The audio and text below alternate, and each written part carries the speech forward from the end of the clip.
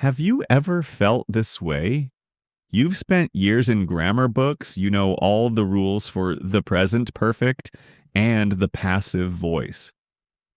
You can ace a multiple choice test on prepositions. But then when you try to have a real conversation, your mind goes blank. Your mouth feels stuck. The words just won't come out. Or maybe you manage to say something, but it's slow and choppy and you feel embarrassed. English Boost podcast from Speak English Journey.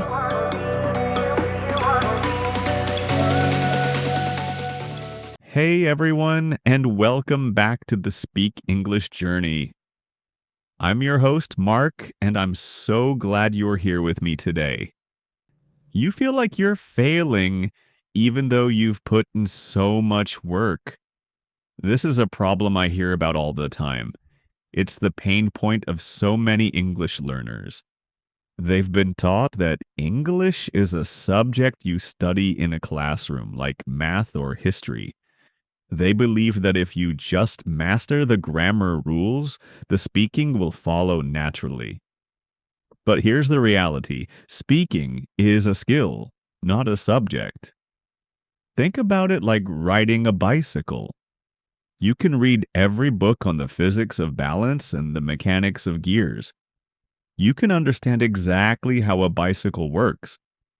But until you get on and start pedaling, you'll never learn how to ride. It's the same with speaking. For so long, the traditional way of learning has been grammar first. We're told we have to learn the rules before we can play the game. The logic is, don't make mistakes. So first, learn all the rules and then you can start speaking. This approach leads to two major problems. First, it creates a fear of making mistakes. When you're constantly worried about getting the grammar wrong, you become hesitant. You self-correct in your head before you even say a word. This hesitation is what makes you speak slowly and stops you from being fluent.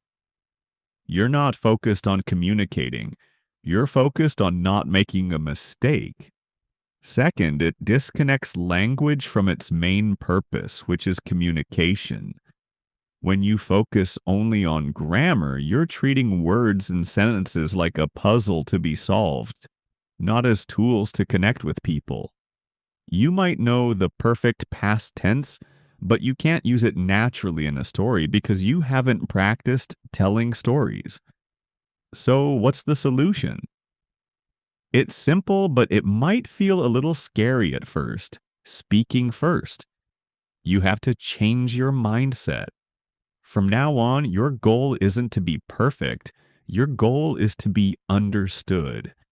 You have to start using the language, even when you know you're going to make mistakes. Let me give you a better analogy. Imagine learning to be a musician. Do you spend years just reading music theory books before you ever touch an instrument? No. You start playing simple tunes right away. You're going to hit some wrong notes. It's going to sound bad at the beginning, but the more you play, the better you get. Your fingers learn where to go, your ear becomes more trained, and your muscle memory develops. Speaking is exactly the same. Your tongue, your mouth, and your brain need to practice forming the sounds and sentences. So here's my challenge for you. Forget about perfection. Stop thinking of grammar as a set of rules to memorize and start seeing it as a tool that will improve your communication over time. So, how do you actually do this? How do you go from grammar first to speaking first? It's a journey, not a single step. Here are some practical things you can do starting today. 1. Talk to yourself. I know this might sound crazy, but it's one of the most effective things you can do. Narrate your life. When you're making coffee, say out loud, I am making coffee. First, I need to get a mug. Now I am pouring the water. Don't worry about being perfect. This practice gets your mouth and your brain working together to form English sentences. It's a no pressure way to start. 2. Find a speaking partner. Even a friend who is also a learner is a good start. You can talk about anything, your day, a movie you watched, or your future plans. The goal isn't to be a perfect teacher for each other. The goal is simply to communicate and get the words out. You can correct each other gently later, but the main point is to just talk. If you can, find a native speaker or a more advanced learner online. There are many apps and websites for this now. The key is to find someone and have a regular conversation. 3. Don't just listen, repeat. When you listen to podcasts like this one or watch a movie, don't just passively listen. Choose a few sentences and repeat them out loud. Mimic the intonation, the rhythm, and the speed. This isn't just about pronunciation, it's about getting a feel for how English is spoken naturally. 4.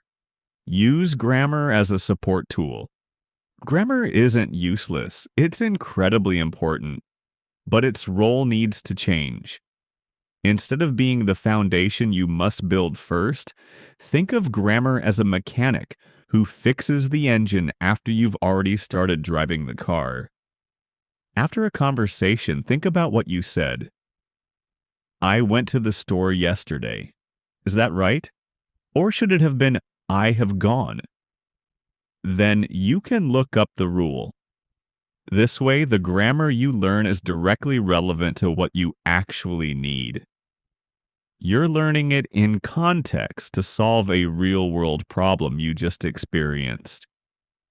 Remember that feeling of frustration, that pain point we talked about at the beginning? The one where you feel stuck? That feeling comes from a misunderstanding of how language works. It's not about knowing every rule, it's about building a skill through practice, through action. So, my advice to you is this: start speaking today. Don't wait until you feel ready, because you might never feel 100% ready. Be brave enough to make mistakes. That's not a sign of failure, it's a sign of progress. Thank you for joining me on this episode of Speak English Journey. Keep practicing, keep speaking, and I'll see you next time.